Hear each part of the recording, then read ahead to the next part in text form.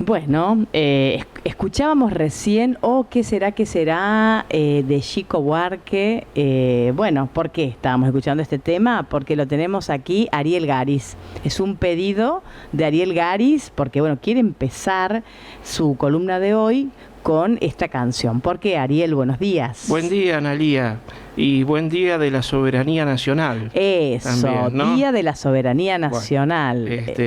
Hoy festejamos 20 de noviembre, el Día de nuestra Soberanía, ¿no? Perfecto, tan bueno. dañada, tan Sí, a ver, ¿qué tenemos para decir bueno, de la gracias, soberanía y de la canción? Gracias al... No hay una relación, pero lo voy a decir. Pero vas a hablar de las dos cosas, ¿por qué no? Un breve comentario. Gracias al historiador José María Rosa, sin ese al final, ¿no? Rosa. El Pepe Rosa, como se lo llamaba familiarmente, cariñosamente.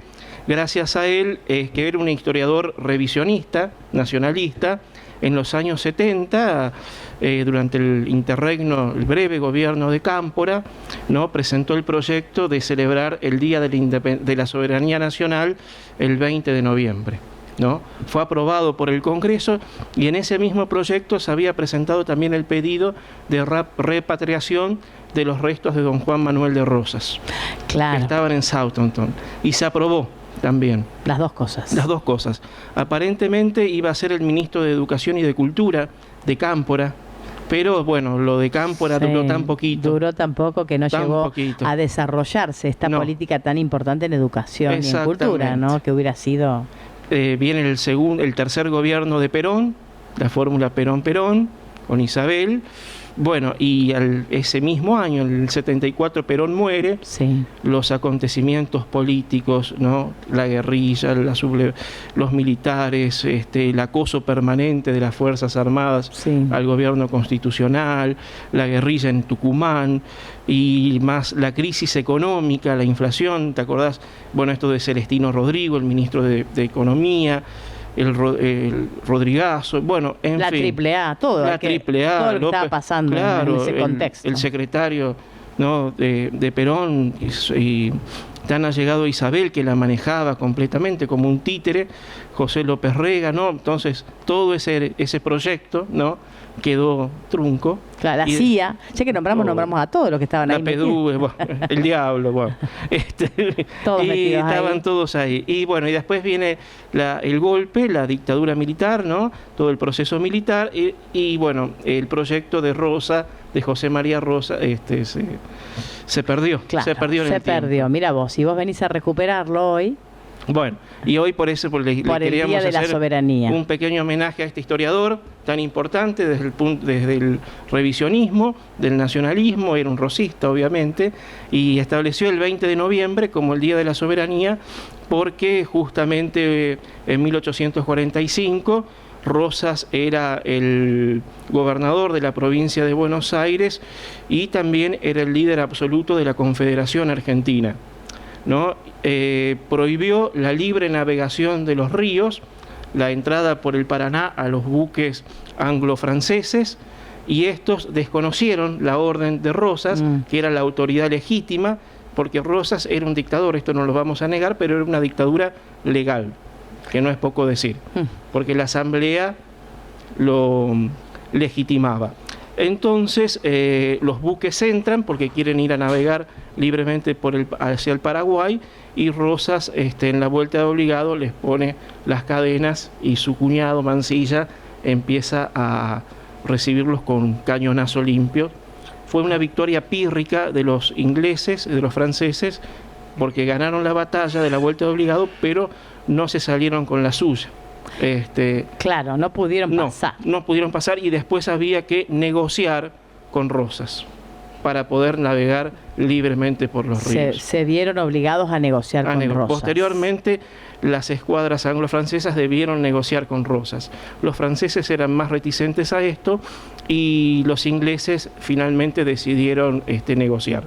Por eso, esto también llevó a que San Martín escribiese una serie de cartas con Rosas elogiando el hecho de la vuelta de obligado, y después, bueno, en su famoso testamento, San Martín murió en Francia en 1850, en el testamento le lega a Rosas el sable de la independencia. De ahí viene, el sable de la independencia, porque defendió la soberanía. Según San Martín, había sido el combate de la Vuelta de Obligada, fue la última batalla de la independencia americana, argentina, sí. Porque bueno, ahí era un intento por lograr la independencia económica. Fue un intento, claro, contra los ingleses y los franceses, que ganaron, pero igual no pudieron pasar. Pasaron, pero después, para volver a hacerlo, por comerciar con el Paraguay, había que primero pedirle permiso al gobernador de Buenos Aires. Claro. Que en ese momento las provincias le otorgaban la representación en el exterior y la facultad también para decretar la guerra. A Rosas, claro, porque tenía poder plenipotenciario. Sí, tenía la suma del poder público. La suma del poder público. Rosas manejaba como quería. Bueno, eso era lo que quería comentar, nada más. Está, perfecto. No podíamos pasar por alto un 20 de noviembre, estamos haciendo el programa. No podíamos pasar por alto, y tampoco podía pasar por alto que hace 4 años, había presentado un proyecto en el Consejo Deliberante que se aprobó, que lo promulgó el intendente, que estaba viento en popa para hacer un monumento a la soberanía nacional aquí en Las Varillas. Qué interesante. ¿No? Se aprobó todo, tengo el decreto ahí, la ordenanza, digamos, firmada, ¿no? Como hizo un pequeño José María Rosa. Estaba todo encaminado, pero no se hizo. Bueno, pero se puede hacer. Se puede volver a intentar. Se puede volver a intentar, qué sé yo, había que explicar por qué Rosas, que es dictador, que no dictador, en fin, que la idea que tenemos de dictadura no podemos asimilarla con el concepto que hoy tenemos sobre eso. En fin, bueno, no se pudo hacer. Se iba a hacer, mira, estaban todos los pasos administrativos, legales, eso se cumplió con todo y finalmente no había otras preocupaciones, indudablemente.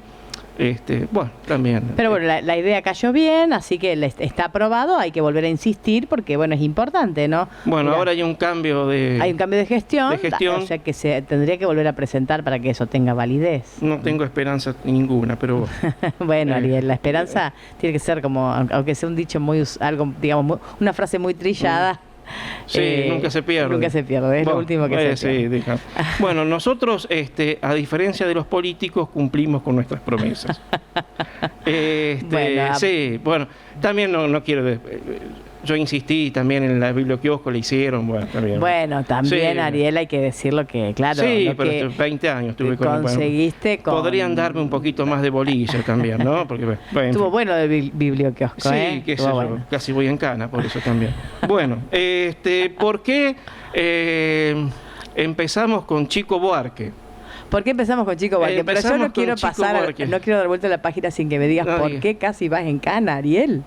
Bueno, ¿Qué pasó? Porque sí, literalmente. Ese proyecto de la biblioquiosco, tampoco no quería entrar en tantos detalles, pero fue presentado en la otra gestión, ¿no? Y bueno, estuve 8 años, 6 años. Bueno, pero viste que persevera y triunfará. Hoy estoy con los dichos.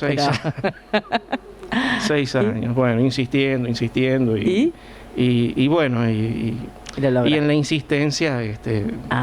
hubo algún exabrupto bueno, ahí está, ya entendí. Ya está. Bueno, está. Está todo hecho, eso ya pasó. Bien. Bueno, pero ahora sí, se podría dar un poquito de bolilla en las cosas, porque si las cosas andan bien... Bueno, está bien. Bueno, está bien, es un pedido, Ariel, por supuesto. Es un pedido a las nuevas autoridades que, bueno, para tener un lugar específico para celebrar la soberanía nacional. Me parece muy bien, parece muy bien. Si no, tenemos que ir de un lado para el otro y explicar por qué es el 20 de noviembre, ¿no? Sí. Y la soberanía está tan dañada, ¿no? Y está bien, en todo el continente. Y recordar, entonces insistir con esto de la soberanía. Me parece bien. Bueno, ahora sí podemos dar vuelta a la página. Sí, algo un poco más divertido. Y me vas a contar por qué pediste empezar el programa con este tema, o qué será de Chico Buarque de Holanda. Buarque de Holanda, sí, qué lindo. Lo dijiste, sí. Bueno, Chico Buarque, el hijo de un importante historiador y sociólogo brasileño, Sergio de Buarque de Holanda, músico, poeta brasileño, compuso esta canción para la famosa película Doña Flor y sus dos maridos. Sí, de Jorge Amado, basada en la novela de Jorge Amado. Yo cuando me fui, yo tengo mucha relación con Bahía porque tengo mi hermana y demás, y ellos te dicen, o mejor escritor da Bahía. Ese es Jorge Amado, lo aman, digamos, está su casa ahí en el Pelourinho. Mira qué lindo. La gente la visita. Bueno, es un escritor muy querido, por supuesto, porque es de ellos, ¿no? Y claro, Salvador es la ciudad más antigua de Brasil. Claro, y te cuentan toda la historia de cómo traían los esclavos, y bueno, por eso la mayoría, el 80% de la población, viste, y claro, es de origen africano y demás. Es de origen afro, sí, tal cual. Sí. O son mulatos, la mayoría son mulatos. La mayoría, sí. La mayoría es mulata. Bueno, así que... el año 76 se estrenó la película Doña Flor y sus dos maridos. Con Sonia Braga, hermosa Sonia Braga. Sí. Bueno, todo un símbolo de la época, ¿no? Sí. Un símbolo de Brasil. Realmente, ¿no? Impresionante, como actriz, como mujer, ¿no? Y bueno, O que será fue la música, ¿no? La música de la película. La banda sonora, eran 3 canciones que sonaban en la película. Doña Flor y sus dos maridos, ¿no? Sí. La viuda que se le presentaba.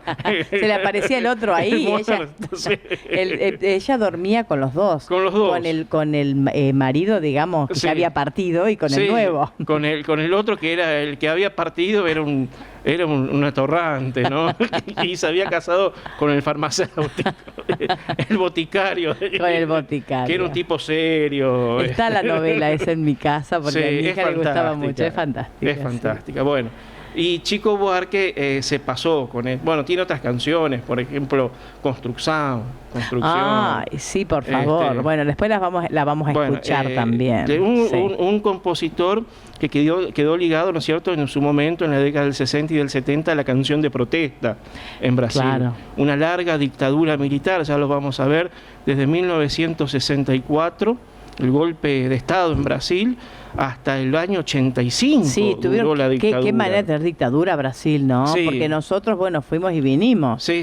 Pero ellos fue una larga de dictadura. Corrido. Sí, mirá que estamos hablando del año 64 hasta el año 85. Sí, realmente 21 años de dictadura es una barbaridad. Sí, pero con por eso tanta represión. Sí, claro.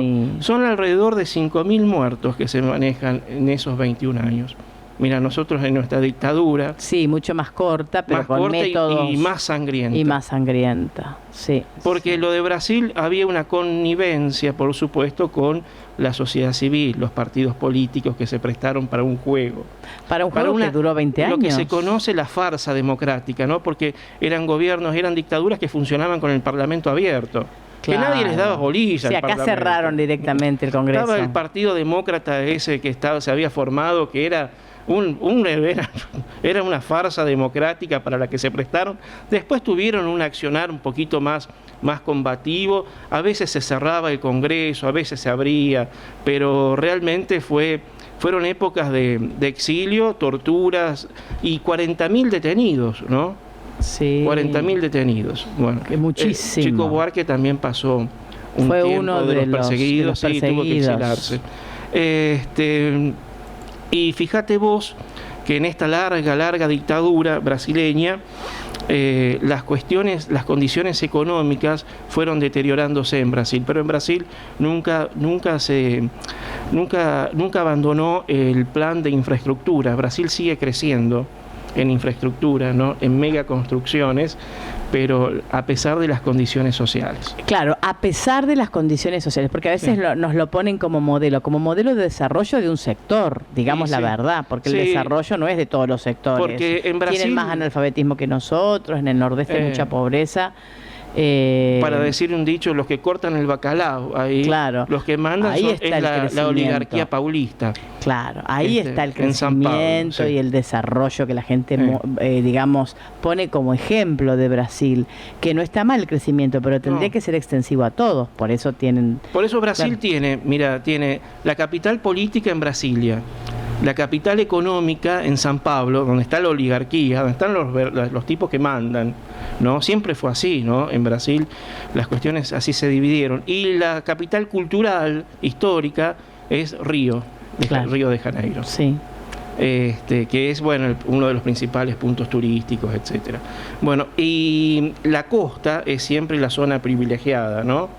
El interior de Brasil es enorme. Estamos hablando también del quinto país más extenso del mundo y es también el quinto país más poblado del mundo. Entonces, es un país también muy difícil de gobernar porque es muy grande y tiene una gran diversidad. Sí.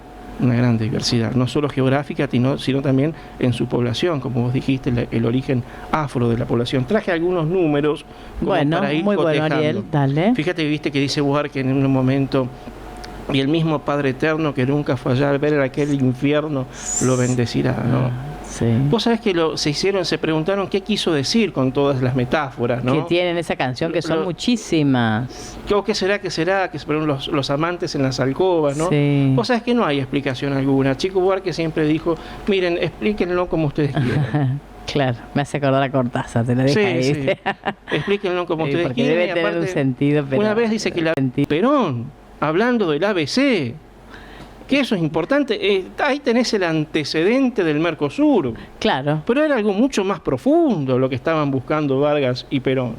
¿Por qué no exhibís las cartas, no exhiben acá las cartas? No, exhiben las cartas de Vargas y Hitler. No es casual. Elogiándose. Entonces, claro, la gente que bailé eso, dice, Vargas era un nazi. Claro. Pero bueno, no es casual. Claro, Que yo creo que lo que se muestra de la historia de un país no es casual. Y no es casual porque está en el hall de entrada de la Biblioteca Nacional en Río de Janeiro. Eso es para mostrar esa faceta de Vargas. Y cartas elogiosas. Bueno, pero acá están las cartas. Bueno, yo también te puedo decir, buscar las cartas elogiosas de Churchill a Hitler y a Mussolini, y sí, que siempre existieron, y nadie le dice a Churchill nazi por eso. Pero fíjate vos el maltrato que se hace de la historia. Claro, y sí. Fíjate vos lo que hacen también, ¿no? Sí. ¿Por qué no ponen las cartas de Vargas y Perón ahí? Hablando de la unión de los dos principales países sudamericanos. Bueno, claro.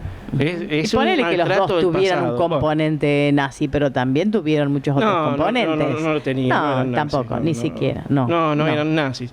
Todos, es decir, los crímenes de lesa humanidad cometidos por el nazismo nos enteramos después de la guerra. No, ellos apoyaban pero no sabían lo que estaba. Vos podías sospechar, pero hay que ver las relaciones internacionales. Además, los Estados Unidos sabían y entraron en el conflicto después del bombardeo a Pearl Harbor. Claro. Si eran los salvadores de la humanidad, ¿por qué no entraron antes? Porque las imágenes panorámicas ya sabían de los campos de concentración.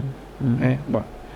No se callaron la boca, ahí mataron todos judíos pobres, ¿no? Y entonces todos se callaban la boca. Bueno, se callaban la boca, ¿sabes por qué? Porque estaba la Rusia de Stalin y no querían que el comunismo avanzara sobre la Europa del Este. Mira vos, ¿por qué se callan? Bueno. Después de la muerte trágica de Vargas, ahora los brasileños también expusieron en el museo el pijama y el revólver con el que se pegó un tiro, también eso. Sí. Bueno, es morboso. Es morboso. Bueno, acá en el Congreso de la Nación se exhibió el arma, la foto que le sacó la policía a Lisandro de la Torre cuando se disparó en el 39. ¿Para qué? También es innecesario. Bueno, tenemos 3 periodos hasta 1964. Juscelino Kubitschek,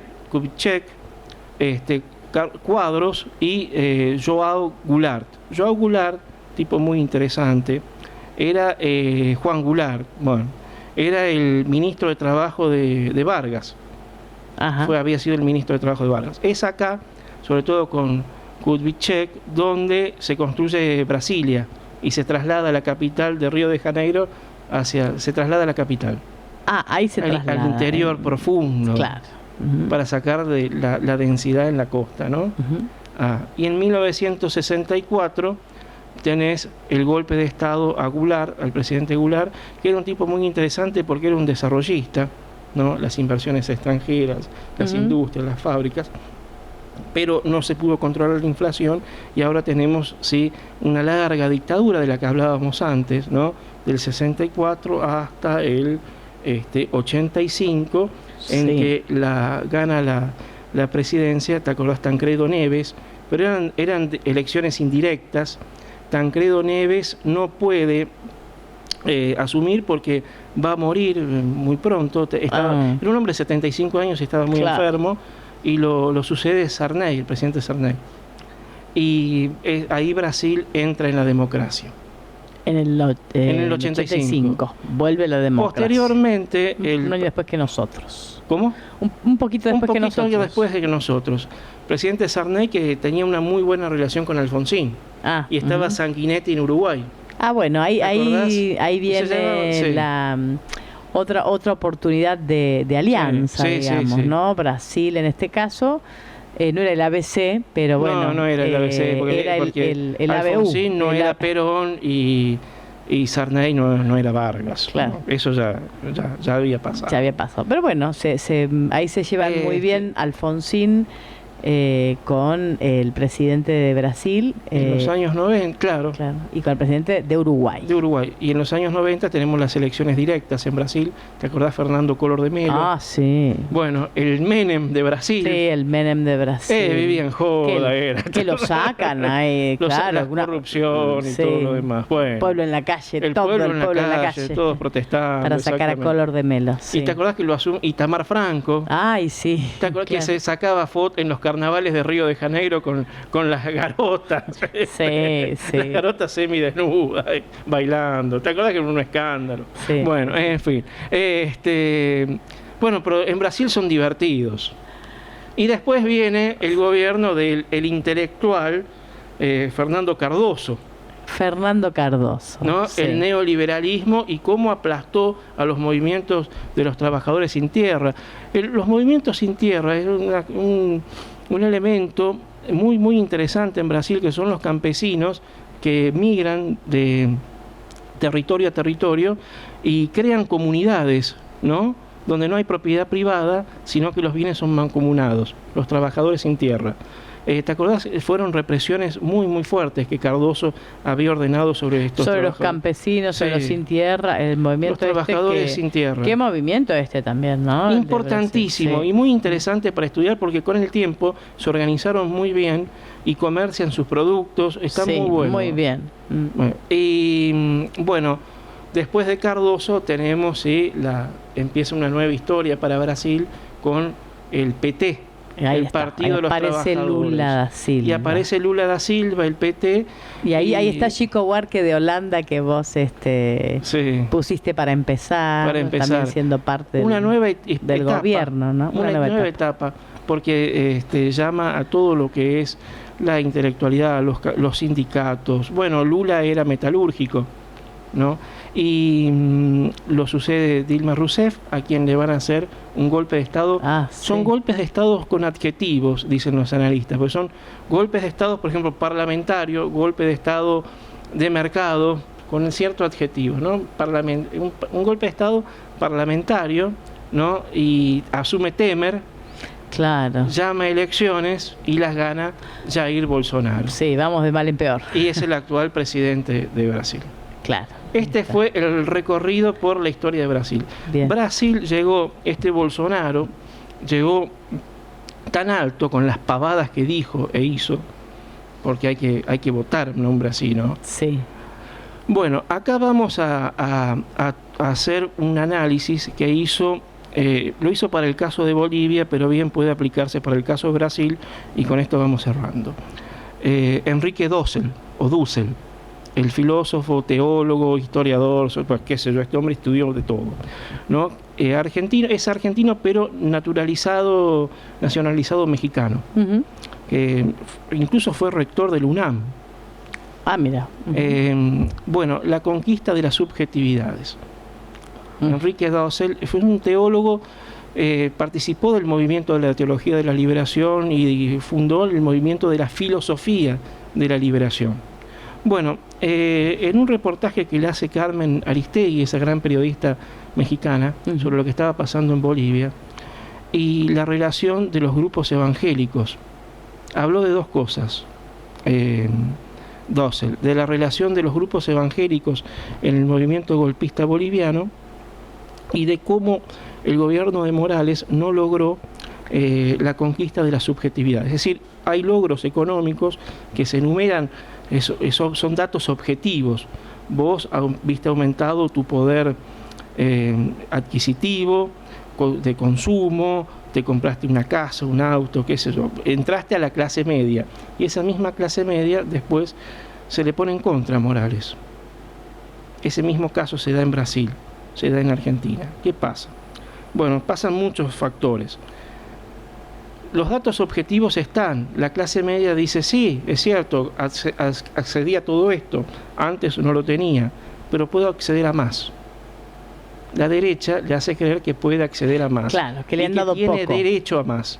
En cambio, los gobiernos progresistas no pudieron conquistar esa subjetividad. Lo que pasa es que, claro, cuando descubren que la subjetividad es un terreno conquistable, todos van a poner su inversión ahí, digamos. Hay que conquistar la subjetividad. Y quien tiene más plata tiene más posibilidades de conquistar tu subjetividad. Es decir, por eso... Los medios de comunicación. Claro, etcétera. Digamos, por eso los grupos económicos internacionales y demás tienen medios de comunicación. Bueno, se desarrolla toda esta gran herramienta que es Internet. La gente está todo el día con un teléfono en la mano por donde le entran. Podés acceder a más. Claro, y se puede acceder a la subjetividad de las 24 horas, se puede acceder a tu subjetividad, a la Exacto. mía y a la de cualquiera. Y bueno, ya que es terreno conquistado, algunos son más duros de conquistar que otros, pero bueno. La derecha definitiva... conquistó la subjetividad. Claro, ahí hemos llegado. Por eso vos decís cosas, escuchás, y podés escuchar a cualquiera diciendo cosas como puedo estar mejor, mirá cómo estoy. Claro. Y siempre vas a poder estar mejor, sí. Obviamente. Sí. Son cuestiones subjetivas, pero que no estás mirando la objetividad, lo que tenés. Claro. Realmente. Bueno, y la función de los grupos, esto se dio mucho en Brasil, ¿no? Con el triunfo de Bolsonaro. Y lo otro, Analía, es la función de las iglesias de corte calvinista. Ah, sí, dijiste. Y la Iglesia algo Universal. Sí. La alianza entre Bolsonaro y la actual mujer de Bolsonaro, pertenece a esta iglesia que es poderosísima en Brasil, sí. Y cuyo fundador, Emir Macedo, que se autoproclamó obispo, que era un tipo que había nacido en Río de Janeiro en los años 30 y pico, vive actualmente, por supuesto, se autoproclamó obispo, se nombró solo obispo. Qué extraño es. Era católico, después pasó al pentecostalismo, después fundó su propia religión, la Iglesia Universal, con elementos que vienen del catolicismo, el luteranismo, el evangelismo, que vienen de la tradición umbandista, que es tan fuerte. Acá hay muchas muchísimos. Digamos, templos de la Iglesia Universal. Yo he visto en el sur, por ejemplo, está lleno. En lo que es Córdoba, que compraron los cines. Córdoba también, claro. Y es una iglesia bastante compleja porque es ultrapoderosa en términos económicos y también manejan la red de comunicaciones récord, que hizo toda la campaña presidencial para Bolsonaro. La empresa esta Récord, sí, la empresa Récord, que esa es de la Iglesia Universal. Es de la Iglesia Universal. Y bueno, el nivel de vida de esta gente es muy, muy, muy alto. Y es una secta bastante peligrosa, muy jodida, porque incluso hasta tienen una milicia propia. Claro. Entonces hay un poder de convencimiento muy, muy fuerte, al punto tal de que las iglesias evangélicas argentinas sacaron la semana pasada un comunicado de alerta sobre esta... Las iglesias evangélicas. Sí, la Unión de Iglesias Evangélicas Argentinas sacaron un comunicado de alerta, ¿no? Y despegándose de estos grupos, alertando que son... Claro, los grupos estos de la Iglesia Universal, que son hasta milicias tienen. Hasta milicias propias, las podés buscar en internet. Tienen ejércitos armados, de jóvenes adoctrinados. Este Macedo, fíjate vos que una historia para... Incluso se han hecho películas también, porque es un personaje hollywoodense. Era un empleado de la lotería de Río de Janeiro, cajero. Y después tuvo una visión mística, qué sé yo, y fundó su iglesia en el año 77. Lo pusieron preso varias veces por desfalco, ¿no es cierto? Y salió, hay videos, hay testigos, gente que lo conoció, como la estrategia del convencimiento, porque es una iglesia que está nutrida con elementos de la población muy pobres. Claro. Ellos manejan las masas pobres y hay muchas masas pobres. Sí, porque en Brasil hay un fenómeno cultural que está muy muy arraigado desde los tiempos de la entrada del elemento afro, ¿no? Que es el ubandismo y la brujería, ¿no? Sí. Entonces la cuestión de la superstición. Sí. Te va mal es porque te hicieron algún mal. Claro. Hay que destrabarlo. Sí. Bueno, entonces en base a ese juego vieron un negocio millonario, claro, y monopolizaron, digamos, el negocio de los trabajos, ¿no es cierto? de la curandería y todo, claro, eso. Lo monopolizaron y le dieron una forma de religión. Fue el personaje que inspiró a Alberto Olmedo para el Mano Santa. El Mano Chanta. Claro, esos personajes, ¿te acordás que? Pero era Mano Chanta. Del enano de Pernambuco. Claro. Sí. Estos tipos inspiraron a Olmedo. Bueno, algo bueno hicieron. Fíjate vos, ¿no? Hasta dónde se monopolizaron, ¿no es cierto?, esta cosa de la curandería. Claro, qué bárbaro, ¿no? En esto de conquistar la subjetividad, la cantidad de herramientas que se utilizan, que se despliegan, porque hay que tener a la gente, entonces, para tenerla, bueno, el factor religioso es uno, los medios de comunicación son otro, sí. Bueno, y van utilizando sus herramientas. El marketing, porque por eso son como estrategias de marketing que usan, ¿viste? Claro, tal cual. Y la relación de la religión con la política. Claro. Esta relación tan conflictiva. Claro, pero en el caso de Brasil, en este momento están unidos. La Iglesia Universal y Bolsonaro son uno. Completamente. Son, hicieron la campaña directamente para Bolsonaro. Están los videos de la gente alentando para votar a Bolsonaro, y se vota, sí. Bueno, Enrique Dussel lo explicaba muy bien, el tema de cómo funciona esto y qué le dan a la gente, ¿no?, que necesita, porque alguien si va ahí es porque se necesita algo. Sí, la gente muchas veces, vos ves, va desesperada a buscar contención para un problema y logra eso. Ellos dan eso. Y lo que le conviene a la política es que constituyen un factor de cohesión y de control social. Esas enormes masas no las vas a tener en la calle, sino que las vas a tener controladas bajo la égida de la Biblia. Porque si al otro le va bien y a vos te va mal, ¿no es cierto?, es porque el otro fue bendecido por Dios. Aceptá la voluntad de Dios. Claro, mira vos, ahí está la conclusión. Entonces, a grandes rasgos es así la conclusión. Bueno, y en este mundo tan conflictivo, tan complejo, es en el que nos encontramos. No es un mundo muy agradable. No. Mira vos. Y es un mundo, Analía, con final abierto. Eso es lo bueno. Es un mundo no será muy agradable, pero tiene final abierto, porque, bueno, está bien. Muchos han logrado esto de ganar la batalla, de conquistar subjetividades, no para el bien precisamente, sino para manipularlas hacia sus intereses. Tal cual. Pero, bueno, hay que ver estas subjetividades también. Tienen vida propia y se pueden revelar en algún momento. Así que pueden vos sabés que salirse es muy complejo, de ahí. Vos sabés que es muy difícil eso, casi imposible. Porque si ya te formaron ya te en la primera edad, la mente, pero claro. Ya no, es muy difícil salir de todo. Bueno. Aparte ahora, estamos viviendo lo que muchos autores llaman el fracaso de la modernidad. Es el fracaso del proyecto iluminista, el proyecto de la Revolución Francesa, de la Ilustración. Claro, ¿no? En vez de entrar en la razón. La razón fracasó, porque le hemos dado educación a todos, se le da educación a todos.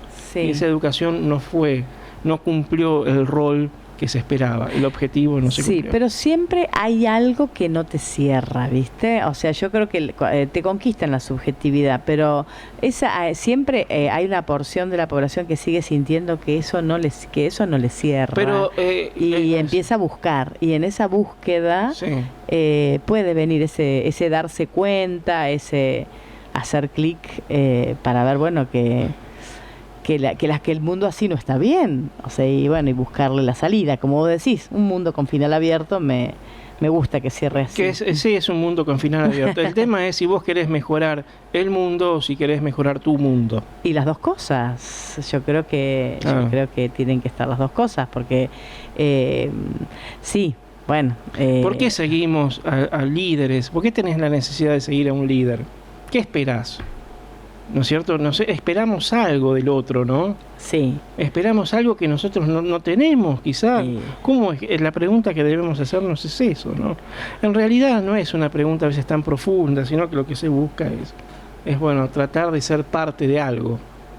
Y sí, lógico. Y que lleven hacia un rumbo en el que vos te sientas Sí. Representado. Bueno, que te lleven hacia ahí y no hacia donde vos sentís que te están tironeando y no querés ir. Me parece que también pasa por ahí, ¿no? Bueno, es un mundo con final abierto. Ojalá Sudamérica no sea el telón final, sino que no. Está ahí un panorama en este momento de mucha división, ¿viste? Sí. Hay, bueno, así terminamos este recorrido por la historia de Brasil. Muy bien, Ariel. Yo creo que buenísimo. Hemos resumido bastante todo. Sí.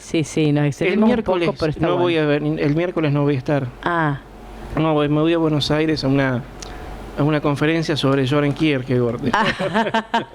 Soy el fanático kierkegaardiano, que viene una doctora en filosofía de la Universidad de Bristol a darlo. Bueno. Y tengo una entrevista con este historiador Cristian Vitale, muy interesante, que escribió un libro, San Martín, Rosas y Perón. Así que voy a entrevistarme con él, escribe en Página 12. Tengo otra entrevista, ya le entrevisté en otros momentos, Mario Tesler, que escribió Pero tenés una entrevista para la producción de un libro, digamos. Sí, exactamente. Qué bueno. De un trabajo que estoy haciendo. Bueno, nos vas a contar entonces, después cuando vuelvas. Y nos vamos con lo mejor de Brasil, a mi gusto, después de Chico Buarque, que es La Garota de Ipanema, que es un himno de Río de Janeiro. Sí, querés a Caetano Veloso, a Gal Costa. Cualquiera, que compusieron Antonio Carlos Jobim, Tom Jobim y Vinicius de Moraes, ¿no? Bueno. La letra de Vinicius de Moraes, la música de Tom Jobim, que fueron dos genios, dos importantes figuras de la cultura brasileña, y que compusieron esta canción, iban siempre a tomar, eran de buen beber, en un bar de Río de Janeiro, que queda en Ipanema, yo en una esquina, yo estuve tomando ahí algo de ahí. Qué lindo. Y veían siempre pasar a una chica, ¿no? Y que se iba a la playa, y Vinicius era un amor platónico, se enamoró de esa chica y le compusieron esta canción. Bueno, la vamos a escuchar. La Garota de Ipanema. Nos vamos con la Garota. Me gustó Gal Costa porque tiene esa voz tan dulce. Ahí vamos con Garota de Ipanema.